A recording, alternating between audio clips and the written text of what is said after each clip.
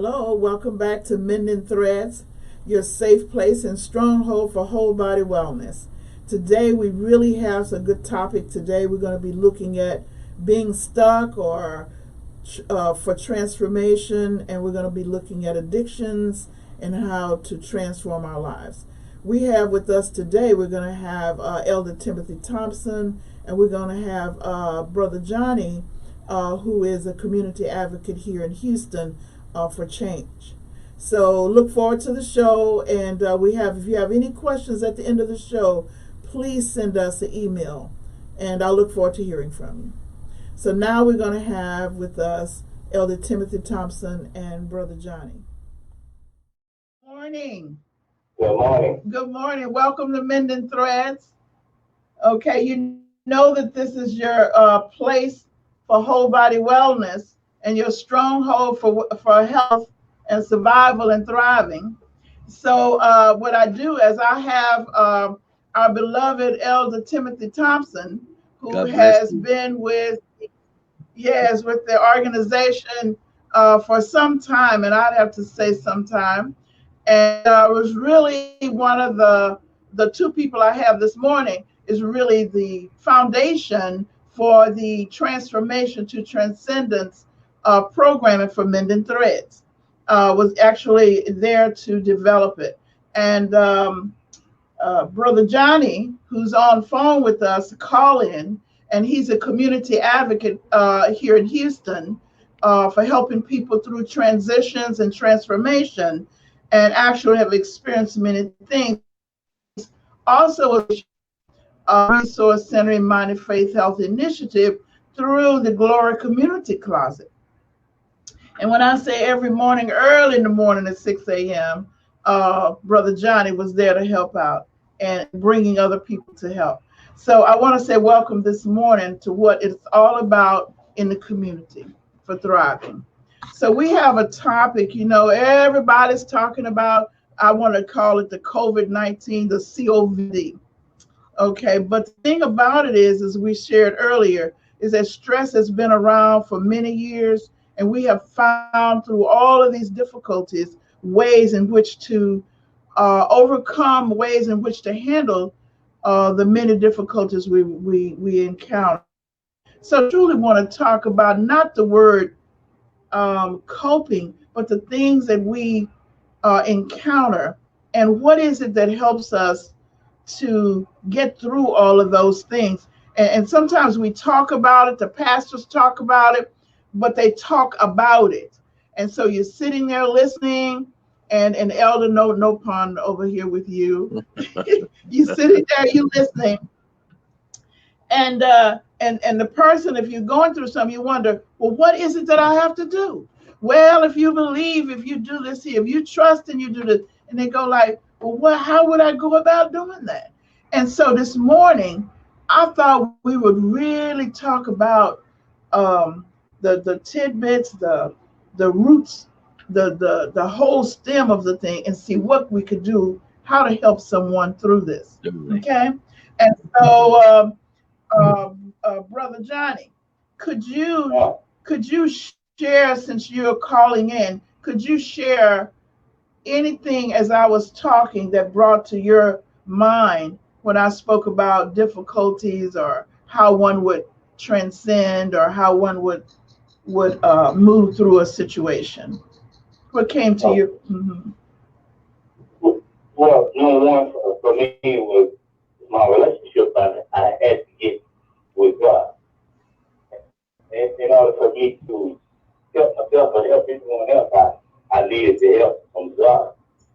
And that brought me through, because I was, down, depressed, had all kinds of different issues, and come to realization that I needed a higher power bigger than mine, than what I could imagine that would have to with my Lord and Savior Jesus Christ. But going through these trials and tribulations, we all need one another. We need to show that whole other word, LOVE, love, and that goes a long way. Well, I guess I know, I have all these questions, and I'm really jotting it down. So I don't know, but what I'm really trying to say, okay, so if you found that really helped you, how did you know? How did you go through in order to recognize that you needed him? What did you? uh, Because I have some well, people that come to me to say all these things are going on, but they're not there, but they want to know what to do to get there or what to recognize. Each person will have their own experiences, but to help a person, sometimes you have to guide them through the forest so that they'll know that they are coming out of the forest. yeah, what I come to realization was again, like again, I needed the help of my higher power, which is my Lord and Savior Jesus Christ. And the realization was that because in the past it wasn't nothing working for me. Seemed like everything that I took that I did just blew up in my face. But we always need a shoulder to lean on, and God always sends that person for us to lean on if we ask. We have to be mindful that He's always in control. And that's for me, because I had a lot of mentors. I went to the Star Hope. I had a lot of counselors there. And it was a semi-spiritual program, which helped me out a lot. But I had what we call big brothers and sisters, or say some of your family members that love you, that's showing you love. We have to be mindful. We have to humble ourselves. We have to humble ourselves. We can't walk around with like we got a chip on our shoulder. I got mine. I'm good. It doesn't work that way. Mm-hmm. You have to share. Again, that's all that word love. So in other words, we have to have our mind about ourselves in order to open to accept what's coming to us, to receive it, and possibly getting ready to ferret out what's not relevant or relevant or something. So now I got other questions. So I was going to ask Elder Thompson if he could chime in on how we get ready for ourselves, how we get ready to what you're speaking about from his point of view. Yes, good morning, Dr. Lewis, and to our other participants. Everyone must take an introspective view of themselves. You mentioned the church. When we are in the church and we hear the message from the pastor, that message is disseminated in a group dynamic. But one must take that message, look at their own life, their own situation, their own circumstance, and see how the principles of what is preached will fare in their life. And then we have to be honest with ourselves. Sometimes we give an analogous message and we don't give the practical steps.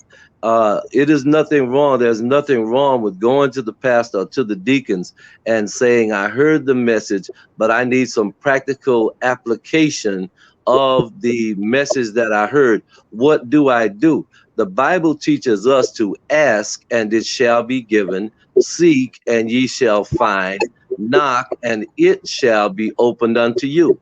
Now notice it doesn't say the door, it says it shall. The knowledge that you want will be open unto you. The question that you're asking, the answer will be open unto you, but you have to seek it. And we have to understand that more things open than doors. The average building has more windows than doors. So we need to seek specifically the information that we need. The pastor cannot go to 500 or 200 or 1,000 people individually. So it's up to the individual to seek that individual consultation and that individual satisfaction that they need for their own lives. We cannot any longer leave so much responsibility on the pastor. He's the messenger. Yes. We don't charge the mailman to read our mail. We charge the mailman to deliver the mail. Yes, or mail person, or yes, mail lady. I apologize. Okay, I'm putting it out there for everybody. The mail courier. Right.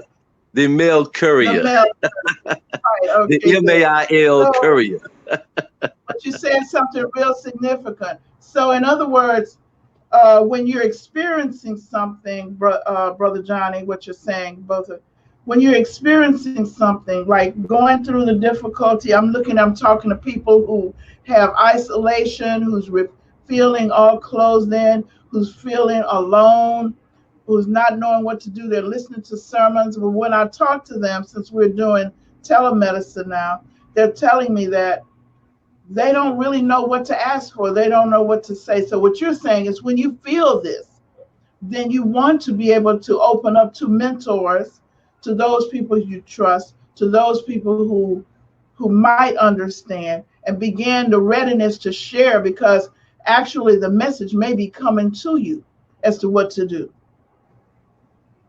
Is that Are you what asking you're me? saying? Because I'm listening to your words of acceptance. Yes, Yes, yes, both of yes. you. Mhm. Absolutely, absolutely. And we do have a responsibility to respond, but I, as a pastor, I, as an elder, I cannot know the individual's particular circumstance unless it is shared with me. And what we try to do, we do try to move people from step one to step two. A lot of times, because of the preaching dynamic and the worship dynamic, we don't always spell it out in practical terms. So then, as why I'm saying, it becomes incumbent upon the individual to seek that.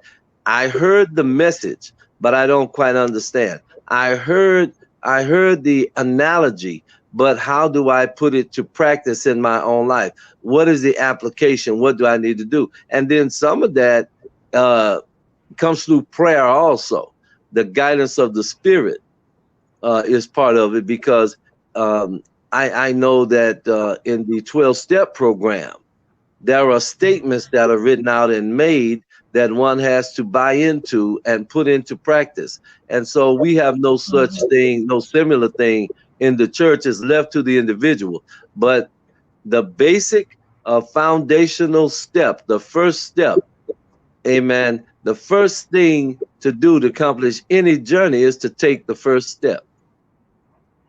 Yes. And I do hear both of you saying that you first have to acknowledge that you're Acknowledge. experiencing what you're experiencing. And you One have to must be acknowledge. there, and Yes. you have to ask. That's right. You have to see what it is you're trying to do. Yes. Ask for help. Ask for what you want. Take ownership Okay. of So your own condition. Take ownership. Be responsible for your own condition. And then I can't help anybody that's not already functioning. I can't help you do work if you're not working. If I go and assume that role, then I'm doing the work. You must be working, then I can come alongside and help you to accomplish the work. so Mr. Johnny, what are you saying to that in terms of what you've experienced? And the bishop, what's his name? I'm sorry. Elder Thompson? Elder Yeah, Thompson. My point. You got to have yourself, in other words, you got to have yourself in the position that this is what I want. This is what I desire.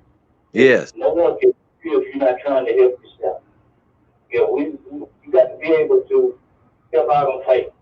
In other words, if I ask God for something, then I have to show God this is what I desire, and then God can help me. That's just right, like a friend come along. I can't help you if you ain't trying to help yourself. right, If any such as yourself, you can't help anybody if they're not willing to help themselves. So we right, have to be able.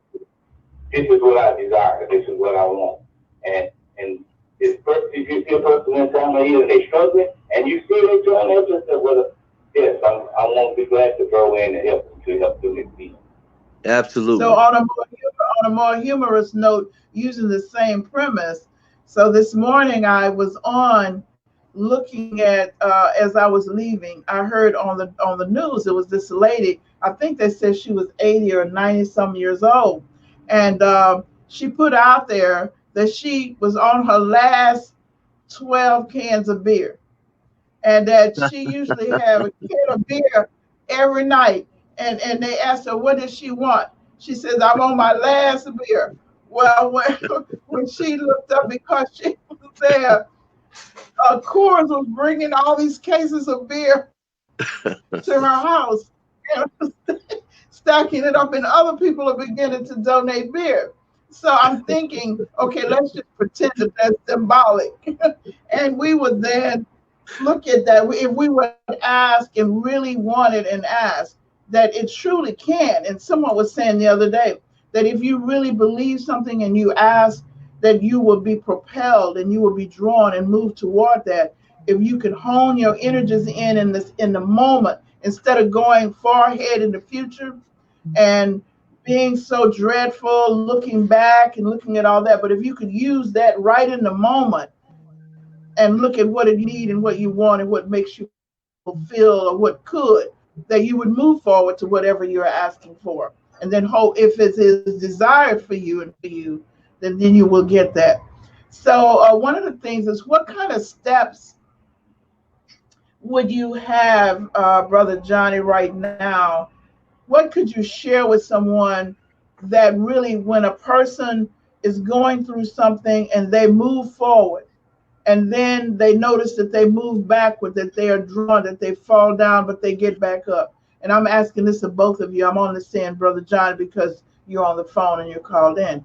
So if the two of you could share, so we could get some threads around this, more of a moving toward thriving. You know, you survive for a while, you whatever, and then you can feel that you're moving, okay, and you can get a sense that it's internal, the motivation is there, and you have accepted something. So can we just talk a little bit about what one has to say to themselves, what one has to practice or do or to get them there, from your experiences and also from your teachings? Well, I would say, Brother Johnnie already expressed, the first thing is to acknowledge where we are. And then I think we need to determine where we want to be. Acknowledge where I am, determine where I want to be, and then seek to find what I need to do to get to that place where I ultimately want to be. And I'm careful not to be so specific because everybody's journey is different. But I think if we just start there, acknowledge where we are, do the assessment, be honest with yourself. Wherever you find yourself, acknowledge that, see where you want to be, and then we can fill in the blanks as to what to do to get there. Okay, I see that there's a Daryl, Reverend or a Daryl Ray Brown chiming in this morning, saying good morning to us that they're looking. Okay, and also I think you're right, your deep burning desires. I think what we do every day and what we practice every day. So also, you know, our theme is renew beliefs, rebuild faith, and reconnect with family and friends, particularly during this time. And so I'm saying that possibly the beliefs that we practice, the beliefs that we hold in our mind, can also help us. You know, we walk along, and if you see someone said to me they saw a homeless man the other day and said, I'm not moved to give him anything because he doesn't seem like he needs it. Okay, so in other words, we have these beliefs in our mind of who should receive something and who shouldn't receive something. And so that then influences what we're doing. Okay, Yes. and so those beliefs, you see, hold that, because we hold those beliefs, they're back there, okay, in our minds all the time, determining what we. So similarly, there would be beliefs that we could practice, or thoughts that we have in practice that could actually help us move toward a new or changed behavior. And so the question is many times, I think, if you have a desire, what is it that you do every day? What is it that you practice every day? And what beliefs do you have every day that helps you move? What are you doing with those beliefs every day that Yes. move you toward what it is that you desire? You see what I'm Yes. saying? And so when we don't, then we have regrets. We have all those things later on we do it. So the practice would be finding out what our beliefs are Right. every day, practicing those and adding to them, recognizing them, Right. and then That questioning that ourselves about. that Dr. Lewis speaks to me to be the analysis that one must take. I've recognized, I've been honest, I recognize where I am, I've determined where I want to go. So now what I do is I analyze my life today. What did I do today that helped me to get moving toward where I want to be? And what things did I do that deterred me or didn't help me in any way to get there? And if I analyze my own activity on it, let's take a week and analyze my daily activity from the time that I arise until the time that I go to bed. Let's take a week of analysis and see what things I did each day that helped me to get to where I want to be, and what things didn't help me, and then even the things that deterred me or kept me from moving toward my goal. And then we can make a more realistic outline of what I need to do. This is good, I need to do this. That is not good, I don't need to do that. That didn't add or take away. I can remove that, and now I can add something that will bring value and help me to put my outline, my step by step, I'm sorry, my step by step outline together. And that is So, the even when I assessment do that, I'm that doing one that, must and do. I'll share with. I have this real addiction towards sweets. So, I mean, I can just. I'm learning now that the more protein or whatever that I eat, the less Hmm. sweets I desire. But my Hmm. mind thinks of all those good sweets. So I know, I really believe that it's not healthy. But chemically, my body is craving many times those sweets. Right. So one of the things that I'm doing is I'm trying to, if I believe that it's not all that healthy, then I'm calling upon the things that help me believe it's Right. not that healthy. Then I meditate and I ask for strength to help me not put my Yes. hand over there on that German chocolate cake. Okay, so one of the things I Well, know let, that I have let me to, interject. Let, let okay, me interject. Let me interject. Can you hear me? One of the I things that can. the Bible teaches us is to fast and pray. And we have neglected to fast and pray. We don't fast. If we fast, then our temptation toward those things that we shouldn't ingest will be lessened already. And if we pray, we get the strength. So when the temptation does come, we're able to overcome it. So we have to understand again, ask, seek, knock. The acronym spells ask. What should I be doing? What should I be eating? I have to assess. Yeah. I said everything from the time I wake up in the morning. There's an old hymn my great grandmother used to sing it, and my aunt and my mother, grandmother. I woke up this morning with my mind stayed on Jesus. I'm walking and Yeah. talking with my mind stayed on Jesus. It ain't no harm to keep your mind stayed on Jesus. So what I'm saying is we have to focus. We have to focus. Every stanza of that song said I had my mind stayed on Jesus. So here's my target. I got to keep my mind focused on my target, my goal. And then I have to take those steps that are fundamental. You wouldn't be so tempted to that German chocolate cake if the chocolate cake wasn't there. So one thing we Yes, have to yes. do is remove the chocolate cake. All Take the cake right. out of the kitchen, then I'm not tempted to eat it. And I got some German chocolate And you cake know what in the else? kitchen right now. I've been there The since other Sunday. I part haven't eaten a slice yet. I'm gonna have some German chocolate cake today. move, what I found out also is to not go out and have dinner with people who Right, love to eat. Yeah. And I have to stay away from those environments so all you can eat. So it's the right. same thing with, okay, so whether we When talking you about mhm, We sometimes we have to remove person, places, and things. yes, yes, You know, we have to do that. Now, either the brother, sister, or my favorite meal, or whatever, we have to remove that. That not even bring it into the house, or get into the presence, not yes, even food with that thing. So that's a lot of times. That's a lot of temptation for some yeah. people. Some But people, somebody else just chimed in, a couple of more people said they really on board with the amen, had my mind stayed on Jesus part. They're saying that they have experienced it. I just see that came through. So thank you, Miss Rochelle, for that. So, but that's true. Whatever your mind is on, it is helping me. And and I'm supposed to soon tell where I am. So not only am I reporting my weight and my health, but I want to know my habits are beginning to change. Okay, in terms of what I'm eating, when I eat, how I eat it. And I want to let you know that I'm already nine pounds now, coming on down. I want to do it real slow, because when you get older, you can't do it real fast. Okay. Right.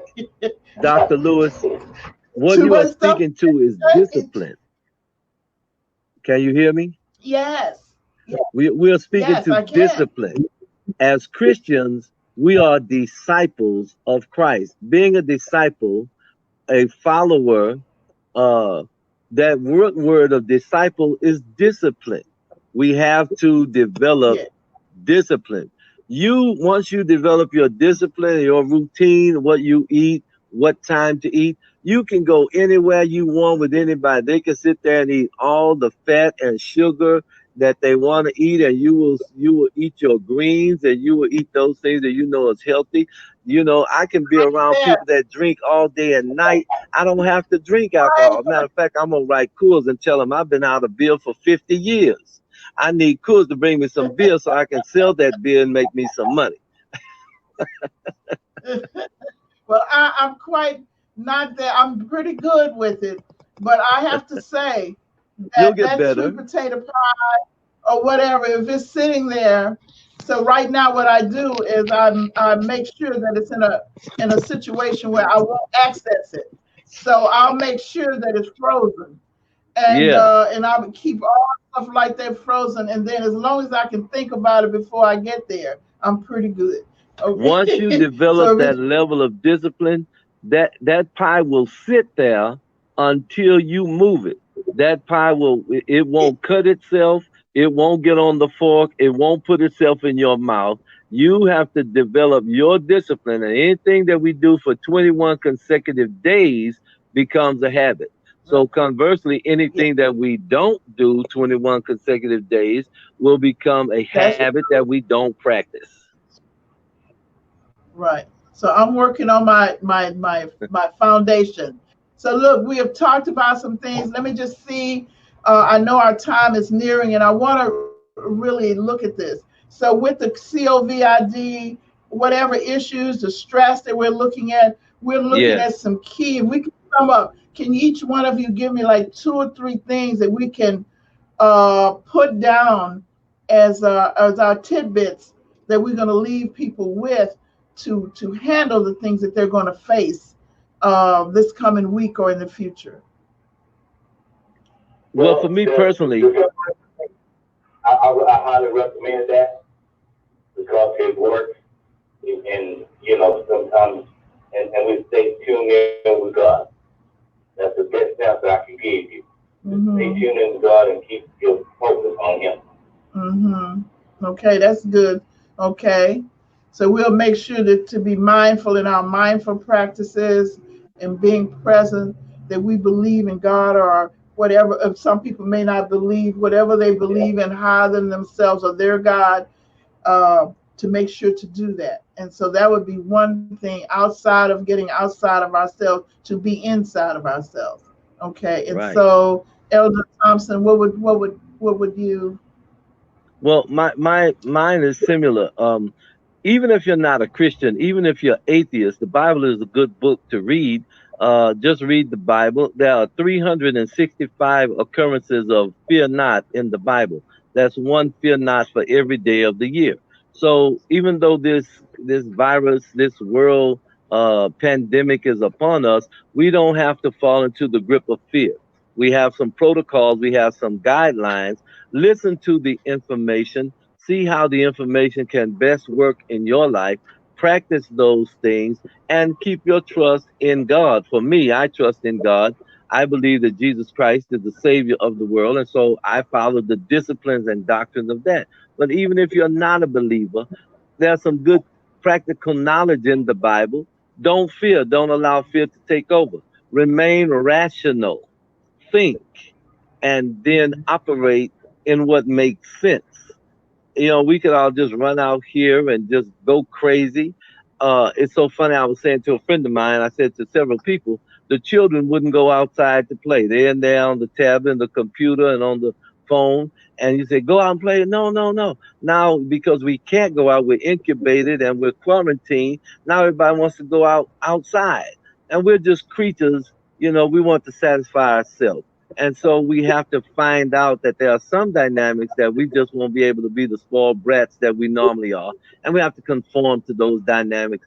Do the best you can. Have faith, have confidence, and then just live, a positive life. Elder Thompson, thank you for being with us this morning, early this morning. My And pleasure. Thank you. yes, and Mr. Johnnie, thank you so much for chiming in, and I'm hoping that you're going to be on to give us some more strides, both of you, and lessons. Certainly. So I would like to thank everybody for being with us today on Mending Threads Transformation Series. And just remember this as we leave: renew beliefs, rebuild faith, and reconnect with your family and friends. And it is not the circumstances that we meet, it is the manner in which we handle the circumstances that determines our health, happiness, and success. Thank you so much for being with us. Have a great day. Thank you, Dr. Lewis. God bless everybody. Okay, thank you.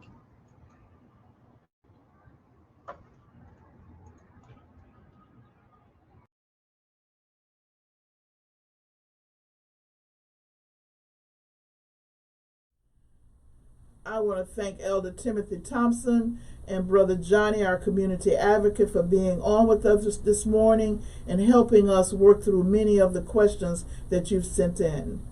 I do have a few announcements that I want to make. The Imani Faith Health Women's Resource Center is a foundation for the Mending Threads. We have a virtual walk in that we could not do the face-to-face walk or door-to-door walk during the COVID-19. So please go on our website, wrc-houston.com, and fill out and complete the information. Your personal information is not used. It's mainly your zip code, your address, so that we'll know what do you need other than food. This is to address any family, mental health, financial, other kinds of needs that you may have. And we'll look forward to hearing from you. wrc-houston.com. And our email address is ips.health1@gmail.com. Thank you for being with us today.